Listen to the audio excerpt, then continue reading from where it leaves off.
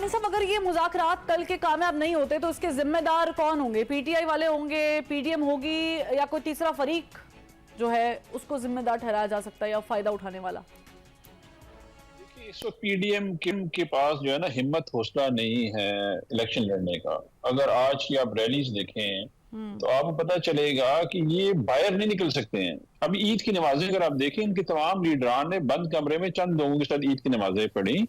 ये लोग तो बाहर जो है ग्रोसरी करने या मतलब कि मिलने लोगों को नहीं जा सकते हैं। ये इस वक्त बिल्कुल जिसे कहते हैं कि आखिरी लम्हात में है। अनफॉर्चुनेटली ये जो इनका बयानिया है वो बिल्कुल अवाम में इसमें जो है रिएक्शन आना शुरू हो गया। जिस तरह की ये गुफ्तगू अभी आप सुना रही थी ना हमें, जावेद लतीफ की या मरियम की आपने गुफ्तगू इंट्रो में सुनाई।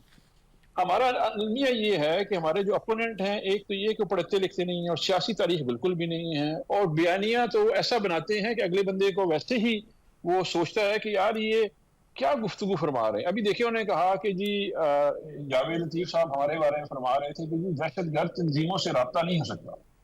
उसामा बिन लादेन से पैसे लेने वाली पार्टी,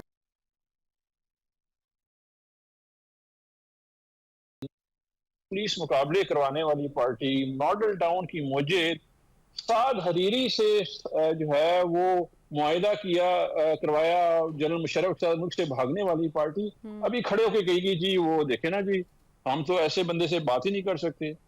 अच्छा, ऑन टॉप आज वो फरमा रहे हैं कि जी नवाज शरीफ जो है लेकिन रानी साहब, आप लोग भी कहते थे ना से बातें नहीं करेंगे, डाकू से बात नहीं करेंगे, लेकिन आप लोग भी तो कर रहे हैं ना। This is the beauty of politics.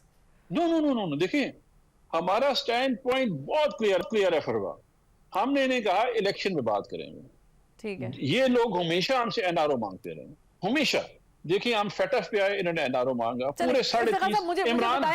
Imran Khan ने मुझे बताएं कि इसका जिम्मेदार कौन होगा अगर मुज़ाकरात कल के कामयाब नहीं होते? आप होंगे, पीडीएम वाले होंगे? पीडीएम। देखिए इस वक्त इलेक्शन आपने सुना इफ्तिखार साहब ने क्या कहा है? वो कह रहे हैं आप लोग होंगे इसके जिम्मेदार। आप लोग क्या कहेंगे? आप लोग जिम्मेदार हैं, पीटीआई जिम्मेदार है, या कोई तीसरा फरीक है? देखिए सबसे पहले तो जो मुज़ाकरात जहां तक पहुंचे हैं उसके अंदर हमारा ये मौक़िफ़ था कि हम बजट के बाद जो है वो असेंबलीज को डिसॉल्व कर देते हैं, और उसमें और उस पॉइंट में और इनके मौक़िफ़ में 30 से 40 दिन का फर्क है। तो मैं समझता हूं कि हमने जो बॉल है वो पीटीआई के कोर्ट में फेंक दी है। 30-40 दिन का इतना बड़ा फर्क नहीं है कि जिसके ऊपर ये मुज़ाकरात फेल हो जाए। तो अगर फेल होते हैं अब मुज़ाकरात इस बात पे आके कि ये नहीं मानते इस चीज को, तो मैं समझता हूं कि प्योरली इसके जिम्मेदार जो हैं वो पीटीआई वाले होंगे, क्योंकि 30-40 दिन का इतना बड़ा फर्क नहीं है कि जिसको मुस्तरद कर दिया जाए। ठीक है, लेकिन राणा साहब, पॉइंट ये है कि आप लोगों ने पहले भी बहुत सारी बातें की, कोई भी एक वफा नहीं की। आप लोग कहते थे असेंबली तोड़ो, आज तोड़ो, कल तोड़ो, हम इलेक्शन करा देंगे। वो तो नहीं हो रहा है। अब क्या गारंटी है कि आप बजट पास करके तो मुल्क में आम इंतखाबात का ऐलान कर देंगे? देखिए पहले अगर हमने मशवरा ऐसा कोई दिया भी कि आप असेंबली ये 2 असेंबलियां डिसॉल्व करें तो इलेक्शंस हो जाएंगे, तो इन्होंने कौन सा हमारा मशवरा मान लिया? इन्होंने तो जनरल बाजवा का मशवरा माना और उनके कहने पे असेंबलियां डिसॉल्व कर दी। अब ये हकायक तो जो है वो आ चुके हैं, लेकिन देखें वो बात ठीक है।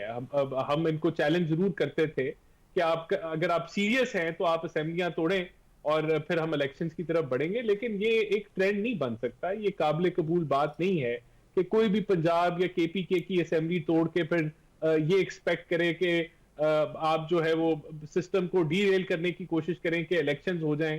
तो ये बेहतर और इतना कम देखें, अगर ये मिड ईयर भी हो ना, ये भी तो नहीं बन सकता ना ट्रेंड के अगर असेंबली टूट गई है तो उस पर बात करने की बजाय, इलेक्शन कराने की बजाय आप उसको एक्सटेंड करते जाएं। और ये भी माजरत के साथ मुझे भी अभी तक श्योर नहीं है कि अक्टूबर में भी इलेक्शन होने नहीं होने, क्योंकि मौलाना साहब तो कह रहे हैं कि हमें साल की एक्सटेंशन हमें मिल जाएगी तो क्या हो जाएगा।